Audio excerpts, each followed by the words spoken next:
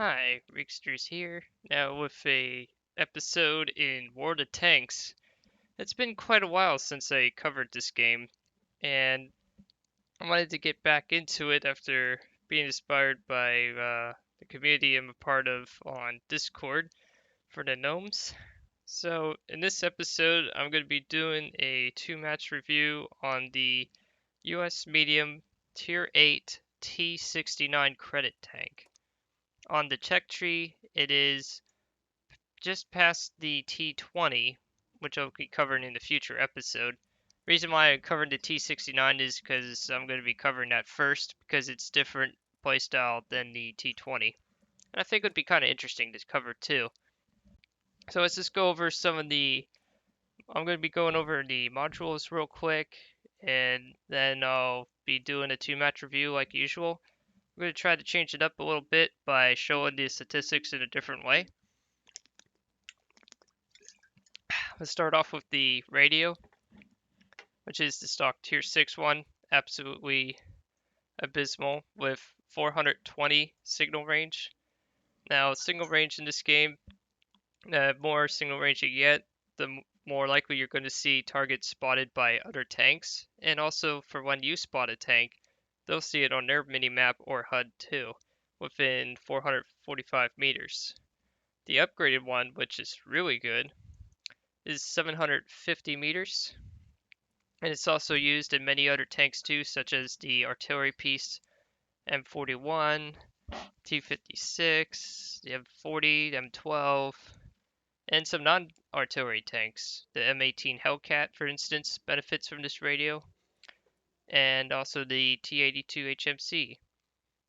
So those are also really good as well, and also weighs 20 kilograms less, so it's a little less heavy. Some radios, they increase a little bit in weight, some decrease the weight, which also helps as well.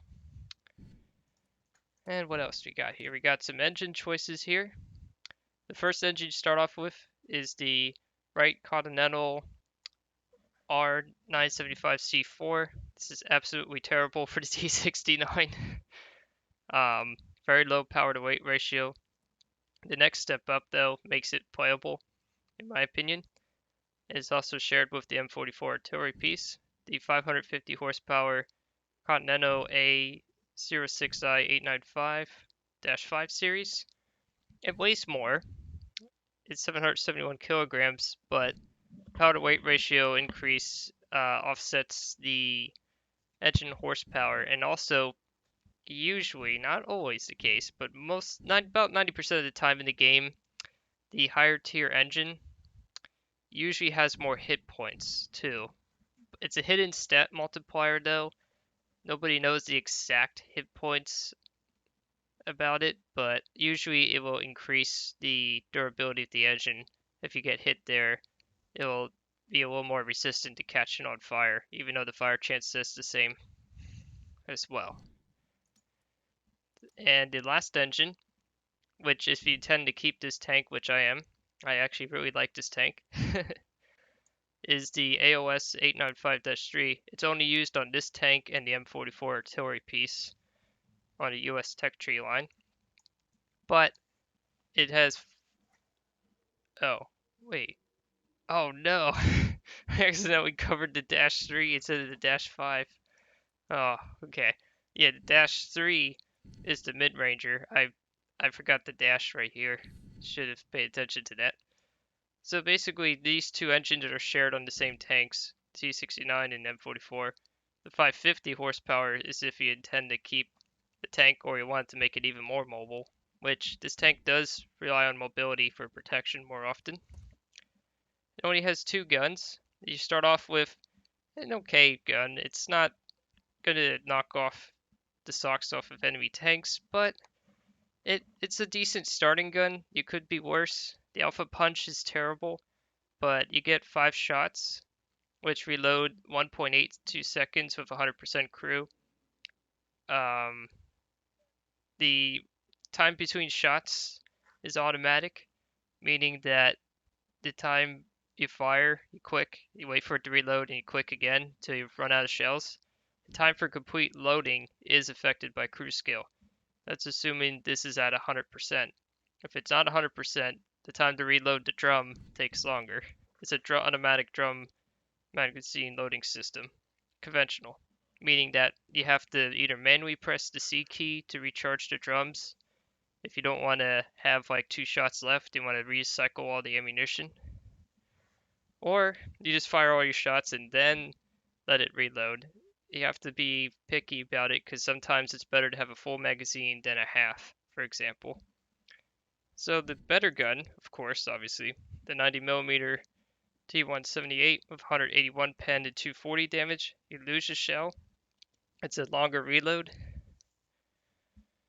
at 27 seconds. And it has 4 shells in the magazine. And the time between shots is a little longer, but it's still really quick at 2 seconds. I think the accuracy is a little bit better too. Not sure about the aim time though. No, the accuracy is the same. The aim time is actually worse. As even though the damage per minute's lower, you do more damage per hit with 240, which is much more adequate for a tier 8 medium. And of course it researches eventually the tier 9 T54E1. This used to be classified as a medium, but now it's a heavy, which to me doesn't make any sense, but okay. Now here is the garage.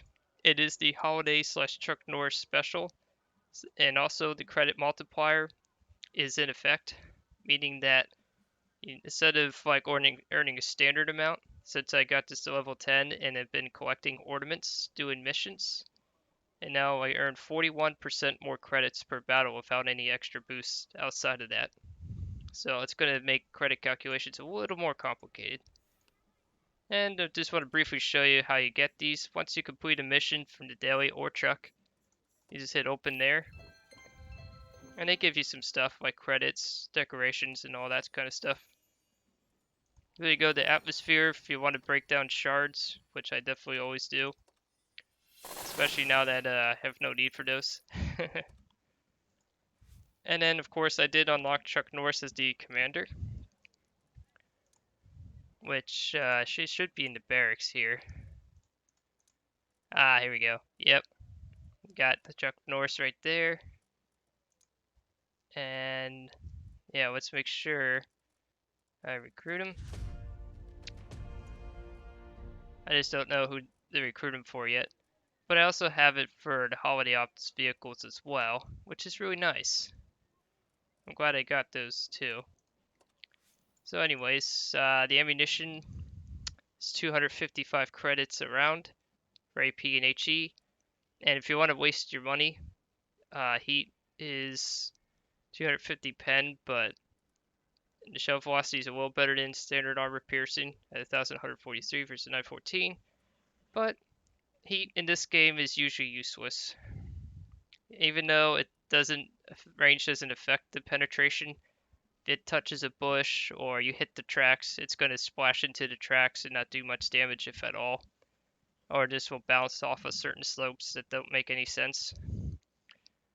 High explosive is one of the few tanks I actually don't load high explosive in because I want to maximize so much ammunition that drums get. I did put the holiday ops style concealment on for extra camo. And it has 102 hull armor, which occasionally does work. The turret actually does bounce shots a little more frequently than you think, even though it's at 152 and 114 on the side respectively. It actually does bounce occasionally on the turret way more often than the hull. So I'll see you in the match. This map is El Haluf. We have 3 tier 10s. Yep, it's the traditional 357, 3 top tier, 5 middle, and 7 bottom. 4, 5. Oh, actually no. There's actually 1 extra tier 9, so it's more like 3, 6, 4. 3 top, 6 middle, and 4 middle and 6 bottom. So it's somewhat balanced, I guess, if you can call it that. This tank does okay in a brawl, but you really kind of need support, because once you expend a magazine or go under reload, your tank is vulnerable and can't shoot back. And anything that interrupts the loading, like losing the loader, for example, or getting ammunition rack damage, which the ammunition rack damage is a little more frequent than I would like in a tank. But then again, it's paper thin, so it tends to get damaged when you get hit in the side more often than some other mediums. But man, the DPM with this drums loaded and you got shots, it's very capable. It's also good for tracking tanks too. Auto-loading tanks are very quick to reload, so you can quickly damage a track, or you can keep them perma-tracked if in the desperate move. Or you can do it deliberately and just make people upset and just point and laugh at them while they sit there and wait while you run away. That's another way of doing it. I like tracking enemy tanks for a lot of reasons.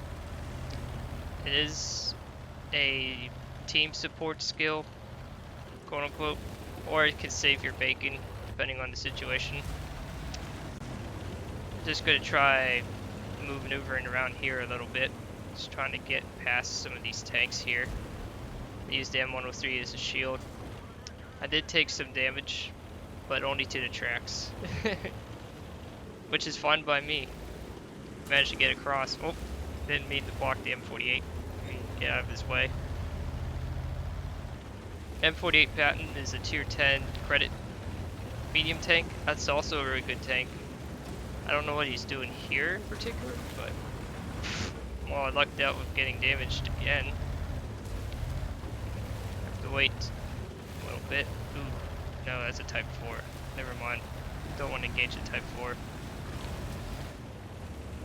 Yeah, this tank moves pretty fast with all the upgrades, of course. And it's 100% crew, so this is playing at mostly peak efficiency. So the only thing I didn't put on it is, of course, the add-on modules. I like this tank a lot, but I don't like it so much that I want to put modules on it that are extra. I'm trying to save up credits for another tank we're going to do. Maybe even finish one. Who knows? This guy just got slammed by the E50. So that tells me there's more tanks than what the map is showing. I don't like the looks of this match already. Yep, and then he gets kaboomed by the standard B. Oh no. So I take one shot and I finally got my first damaged hit from the Struv. And that's what I mean by the ammunition rack getting damaged. I'm going to fall back and reload. So I press F8 and it lets you know I'm reloading. I think this side is pretty much doomed. I'm going to try to find a workaround. I'm going to go a different flank. M103 has the same idea. Let me see if there's another way of getting around here. There is a lot of tank destroyers too. Ferdinand just got killed. Let's see if I can go after this Italian medium. Okay, Italian medium is dead. Maybe I can do some sneaking shots over here, now that he's gone.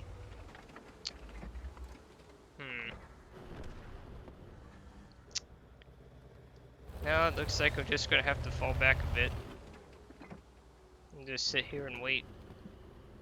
That's all I can do. And then we can do nothing else. But you know how it is. Oh, yeah, and also this has an oscillating turret, so it's not as good on up and down motion for like turret depression or elevation. It's not the worst though. It's you certainly can do better, but it's not terrible either. It's very workable. And just like that, the artillery does their thing. Oh, dang! ISU killed me. Well, yep. I couldn't really get to demonstrate it much because the ISU decided to end the match for me. That was 807 damage. Perfectly fine with the game. It's just it's always sunny in War of the Tanks, as I jokingly call it. So, I'll see you back in the garage and I'll go for another one. That was a defeat. I'm not running any credit multipliers outside of the atmosphere, which is 41%. Yeah, I didn't do anything. So for not doing anything, let's see here. Holiday ops bonus is 1,156. So if I subtract 10,000 minus, 10 minus 1.566. So because of the repair costs and using the consumable and only firing like a couple rounds, I would have lost an additional 8,579. So in that match, because I couldn't do much and I got killed by an ISU before I could really do anything, I would have lost 18,579 credits. On premium, I would have lost 10,000, about 13 to 14,000, and on standard about 17 to 19,000 credits. Let's go into one more match and hopefully it'll go better. Match number 2. Hopefully this second match goes better than the first one. I'll actually do some damage and show more of what this tank is actually capable of. It's on Mountain Pass. Just too many artillery, of course. 3 of those. More tier 8s to bully, and a couple tier 9s to give me cause for concern. The WT and the WZ are most concerning. They're tier 9 tanks. They have really good armor, the WZ and the Falk at range. And so I'm just gonna drive down here and see what we can do. SDA is a Japanese tier 8 medium single shot. It's a good medium range skirmisher. Not good armor, decent camo actually. They're pretty stealthy for medium. Mediums are generally more stealthier than heavies. There's some exceptions, of course. Yeah, I have to wait for the T30 on our team. Alright, let's put it to the test here. Oh, I thought I hit his track. Alright, so now I have to reload again. I was trying to hit his track, but it turned out it didn't work. Renegade I can pen. That's a tier 8 US automatic loader premium. They are a pretty solid opponent at this kind of engagement. Trying to zoom in to see if I can hit him. Oh, the pixel hunt a little bit. Oh, I missed. There we go. That's what I wanted. There we go. Tracked him. So I'm gonna have to track and run. Twist my hull and get out of here. I have to fall back.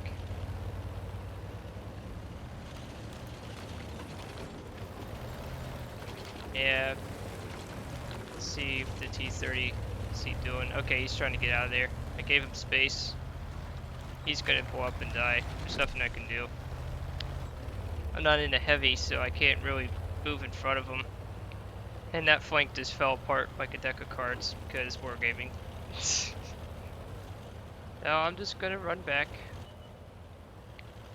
Maybe I can duke it out with this T34-100. Maybe there's like an opening there. Hopefully this isn't gonna lead to my tank's death, but we'll find out. What? Wow, that was a straight bounce. Okay. Let's get out of here. Oh man, I bounced some shots there. Chirai really wants me dead. I'm trying to get out of here. I'm like desperately trying to get out of his sight. Oh, for crying out loud. Jeez. And people rag on the Chirai being a bad tank? Really? He just did like 600 damage in short order. I mean, I had to floor it out of there, but what? Oh my god. Gee, my knees, the WZ just popped out of nowhere. It's like, yeah, I'm not doing that. They can deal with that tank. If our team of tank destroyers that decided not go in the right spots decide to push, then I'm just going to help them push. That's all I can do. Can't engage them head on. At least I finally killed the tank. So that's, I guess, some good news. Artillery slapping our tanks down. Of course, that's to be expected. Well, at least they got the one artillery piece. Trying to help out the STI. Okay. Oh. Oh, there's the artillery piece. Oh, come on. Well, that's what happens with aim time sometimes. You'll try to auto aim and then fire and then you miss. Such craziness. Where's this last artillery piece? That's what I'm wondering. Oh. Trying to tell them like, hey, there's a WT down here as well. No, don't do that. I know I blocked a shot, but oh well. I'm gonna fall back. Luckily he can't damage me. Oh my god. The entire enemy team. I'm getting out of here. Oh jeez. They're really, it's like a horde of angry tanks going, hey, we found it in your backyard. Oh no. Well, he's done. I'm out of here. Again. Trying to desperately flee. Luckily with the top end engine I can at least flee more frequently. I'm not sure I'm going to be able to get away with this in the tier 9 version. I think the tier 9 is slower. Oh god. Oh, come on. I was so close to getting away. Well, another mediocre match, I would say. 522 damage, oh boy. At least I actually did damage this time, like, holy smokes. I had to, like, run, like, 3 times across the whole map. So, with that match, let's see what we did here. Wow. Is the game really, economy really this brutal? Let's see how I was placed on the team here by experience. So, 9th place on a lose. Let's see here, rip out the calculator here. So, normally, without the bonus here, so 7, without the holiday ops bonus, I would have lost another 10,935 credits because I used a consumable. I expanded a lot more ammunition, and the vehicle is 12,363 to repair when you fully die. So, oh boy, I made no money playing this tank for a series of 2 matches. The first one, yeah, I basically did nothing. The second one was okay. That's it for this particular tank. I mean, sometimes matches will go like that in one of the tanks. I'm not too upset about it because I can still make up that money as well. It's just kind of disappointed with how the economy works in this game at times. I mean, that's with a 41% holiday ops bonus, and you can still lose a good amount of credits even using the cheap consumables, which cost 3,000 to use. I mean, yeah, that does eat into your profits, but this is a tier 8 tank. Firing shells that only cost 255 credits a round. So yeah, you can still lose money at tier 8, even with a cheaper shell cost. That's what I found out there. I still like this tank overall. It's just some matches just go like that. And the crew I'm training here also has Brothers in Arms, so the reload is 5% faster. So instead of like 25.31, it would be 5.8 or 26 seconds reload. So I knocked it down to like 20 in the low 25s.